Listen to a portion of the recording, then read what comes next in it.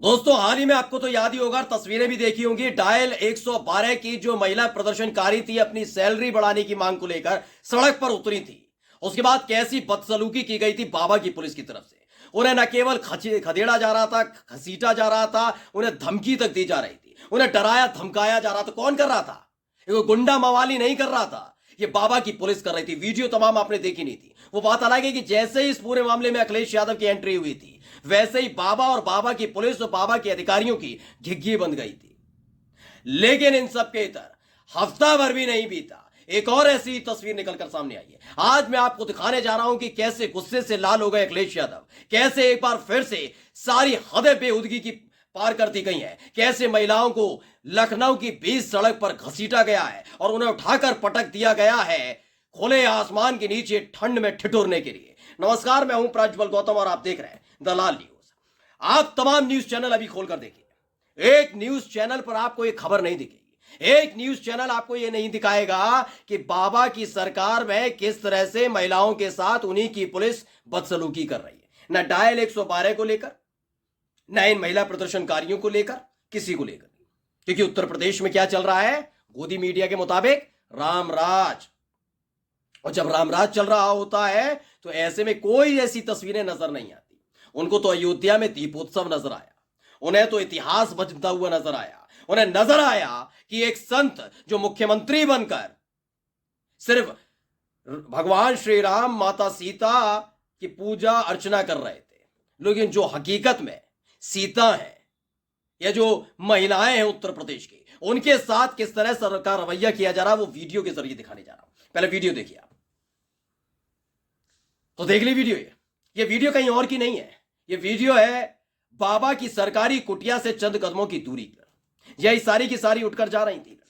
ये चाहती हैं, ये अभ्यर्थी हैं, शिक्षक भर्ती को लेकर ये लगातार मांग कर रहे हैं, बहुत दिनों चल रहा है। तो ये बुजुर्ग हो जाएंगे, इनकी शादियां हो गई, इनके बच्चे हो गए, लेकिन बाबा को फर्क नहीं पड़ा। बाबा तो रोजगार दे रहे हैं। याद है कोरोना काल में क्या लंबी लंबी फेंकी थी?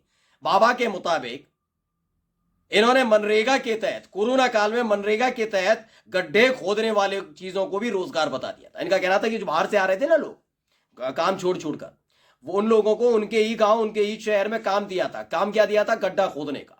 मनरेगा के काम को भी अपने 2 करोड़ रोजगार में जोड़ लिया था। ये ऐसे तो लोग हैं, ऐसे लोग हैं। पकोड़ा तलने को तो रोजगार कहते हैं। तो वही काम किया जा रहा है, तो इनके साथ भी वही किया गया है।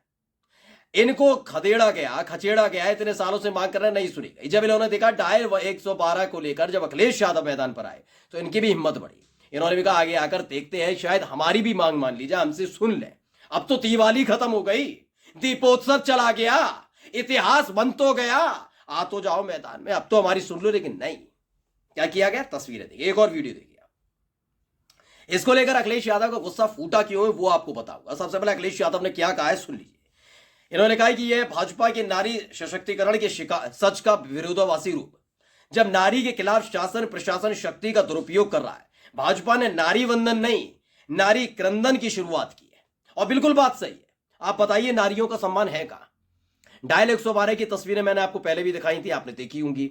आपने सोशल मीडिया पर वैसे भी देख ली होंगी कि किस तरीके से उनको पुलिस वाला ही डरा धमका रहा था। एक तो बता रहा था कि अगर एफआईआर लग गई ना, करियर खत्म हो जाएगा। सोचिए, पुलिस वाला डायल 112 में काम करने वाली महिला कर्मचारी को डरा रहा है। वही डायल 112 में काम करने वाली महिला कर्मचारी जो किसी भी विपरीत परिस्थिति में जब फोन आता है ना, घटना घटती है, तो इन्हीं के पास फोन पहुंचता है और यही पुलिस तक पहुंचाती है कि भाई इनकी जाकर मदद करिए। उन्हें ही डराने का काम बाबा की पुलिस के अधिकारी कर रहे थे। एक बता रहा था कि एफआईआर हो जाएगी, एक बता रहा था जेल भेज दिया जाएगा। ज्यादा नहीं मान रही थी तो घसीटा जा रहा था, खचेड़ा जा रहा था। लखनऊ की सड़क पर तमाशा चल रहा था। बाबा क्या कर रहे थे? सरकारी कुंडी, जो उनकी कुटिया है ना, उसकी कुंडी लगा के आराम से भजन सुन रहे थे। कोई फर्क क्या पड़ता? वो तो इंतजार कर रहे थे, भाई दिवाली आए, दीपोत्सव मनाएंगे। आप मानेंगे नहीं, उधर दीपोत्सव बना रहे थे, इतिहास रचे थे। इधर अखिलेश यादव ने उनके धरने को खत्म करा। अखिलेश यादव मुख्यमंत्री तो नहीं है, लेकिन उनको भरोसा उछला है। डायल 112 की महिलाओं से लेकर उत्तर प्रदेश की जनता को भरोसा हो रहा है, कम से कम यही इंसाफ दिला देंगे। उनसे तो उम्मीद रही नहीं है। उनको तो राम मंदिर दिख रहा है, उन्हें दीपोत्सव दिख रहा है, उन्हें दिख रहा है कि किस तरीके से दिवाली मनाई जानी है, फिर कोई दूसरा त्योहार आएगा वो मनाया जाना है, कांवड़ आ रही है, कांवड़ में किस तरीके से इनको संभालना है, पुष्प वर्षा करवानी है। वो हमारा इनका टाइम नहीं, सैलरी वैली मत बढ़वाओ भाई। सैलरी कैसे बढ़ जाएगी आप बताइए इन सबकी। इनको नौकरी कैसे मिल जाएगी? इनको नौकरी तो तब मिलेगी ना जब सरकारी में पैसा, खजाने में पैसा होगा। जब आप हेलीकॉप्टर का ईंधन फूंक देंगे कांवड़ियों पर फूल बरसाने के लिए, जब आप दीपोत्सव मनाने के लिए इतना पैसा फूंक देंगे, इतना पैसा फूंक देंगे, तो कैसे डायल 112 की लड़कियों की अब 7 साल से जो उनकी सैलरी है वैसी की वैसी क्यों है? इसीलिए तो है क्योंकि 7 साल से दीपोत्सव मनाया जा रहा है, 6 साल से दीपोत्सव मनाया जा रहा है, तो उसमें पैसा लगेगा। कराइए भाई। अंतरराष्ट्रीय स्तर पर अयोध्या की पहचान ज्यादा जरूरी है या डायल 112 की लड़कियों को सैलरी बढ़ाना, इन्हें नौकरी देना? ठेका लिया है बाबा ने। क्यों? जानते हैं इनके साथ क्या किया गया? इन सारी की सारी लड़कियों को उठाकर फेंक दिया गया है। कहां? तस्वीर में देखिए। तो ये तस्वीर देखिए। इस तस्वीर को कंचन यादव नाम की एक ट्विटर यूजरों ने ट्वीट किया और जो लिखा वो पढ़कर मैं आपको जरूर सुना चाहूंगा। इस कड़क ठंड में खुले आसमान के नीचे सोने वाले बच्चे ओबीसी, एससी और एसटी समाज से हैं। बीजेपी सरकार में उत्तर प्रदेश में 69,000 शिक्षक भर्ती में 19,000 ओबीसी, एससी और एसटी की सीटें छीन ली गई है। आरक्षण के साथ घोटाला हुआ है। बीजेपी आरक्षण विरोधी है, जो आरक्षण विरोधी है वो राष्ट्र विरोधी है। अब इनके साथ घोटाला हुआ है, इन्होंने मांग उठाई, तो देखिए कैसे लेटे हुए हैं। ये शाम के वक्त का समय है, थक गए थे। इनके साथ जो बदसलूकी की गई उसकी तस्वीर मैंने आपको दिखाई थी। मैं केवल महिलाओं की बात नहीं कर रहा हूं, इसमें महिलाओं के साथ साथ पुरुष भी थे जो मांग लेकर आए थे, लेकिन इनकी मांग मानी नहीं गई। इन्हें इस तरीके से मारा गया, पीटा गया। इस तस्वीर के ऊपर फिर से गौर से देख लीजिए। तो देखा आपने। मेरा सवाल यही उठता है कि बाबा का काम है क्या? सरकार का काम है क्या? सत्ता का काम है क्या?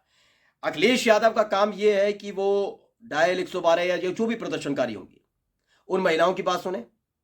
क्या अखिलेश यादव का काम यह है कि वो इन महिलाओं की आवाज सुने, उनको नौकरी दें? ये अखिलेश यादव देंगे? काम किसका है? ये तो वही लोग हैं ना।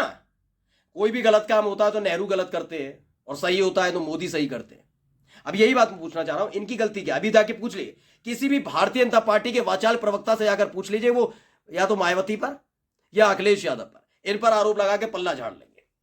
वो कहेंगे ये तो रामराज की सरकार है, यहां तो कुछ गलत होता ही नहीं है। इनके साथ जो हो रहा है वो गलत कौन कर रहा है? मैं तो कह रहा हूं डायल 112 की भी गलती अखिलेश यादव की थी। क्यों गठित की थी भैया? आपने बनाया ना। बाबा ने तो कभी सोचा भी नहीं था, आप बना के गए थे ना। यानी आप आएंगे तभी बढ़ेगी सैलरी, बाबा ने तय कर लिया है। सोच भी लो ना, आपने बनाया, आपकी बनाई हुई किसी चीज को छोड़ा। गोमती रिवर फ्रंट को ऐसी हम तैसी करके रख दिए, जाकर देख ले, कोई बदबू आती है आज गोमती रिवर फ्रंट में से। वहां लोग पहले घूमने जाते थे, जैसे ही आते हैं आपके विदेशी मेहमान तो सजा दिया जाता पूरे शहर को। वो जगह जो अखिलेश यादव के कार्यकाल के अंदर बनी थी, जो वो जगह एक चीज नहीं बता सकते बाबा कि उनके कार्यकाल में बनी हो।